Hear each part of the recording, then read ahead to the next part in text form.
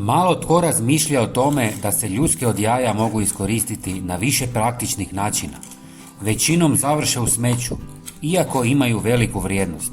U nastavku ću vam pokazati kako ih možete pretvoriti u korisne saveznike u kućanstvu i vrtu. Nakon razbijanja jaja, ljuske je potrebno temeljito oprati i zatim potpuno osušiti u pećnici kako bi bile čiste i sigurne za daljnju upotrebu. Jedna od najjednostavnijih primjena je u vrtu. Ljuske se mogu grubo zdrobiti i rasporediti oko biljaka koje često napadaju puževi. Zbog neravne i oštre strukture, puževi izbjegavaju prelaziti preko takve površine jer im je neugodna i štetna za mekano tijelo. Sljedeći korak je finije mljevene ljuski u mlincu, sve dok ne dobijete prah. Usput, napišite mi u komentarima iz kojeg me mjesta pratite. Hvala vam.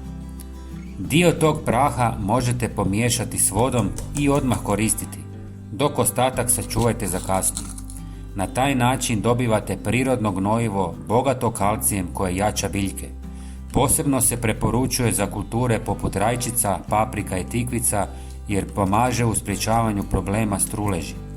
Ako želite brže oslobađanje kalcija, prah se može pomiješati i s octom. Preostali dio ljuski može se iskoristiti za izradu sredstva za čišćenje. Stavite ih u posudu, dodajte malo deterdženta za suđe, sode bikarbone ili soli, te malo vode. Dobivena smjesa djeluje kao prirodno sredstvo za ribanje. Ljuske omogućuju blago abrazivno djelovanje, soda pomaže u uklanjanju nečistoća i neugodnih mirisa, a deterdžent učinkovito razgrađuje masnoću.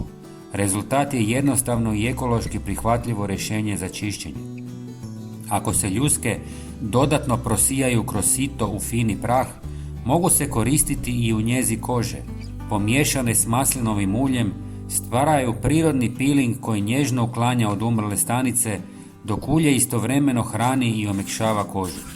Važno je da prah bude vrlo sitan kako bi upotreba bila sigurna za kožu.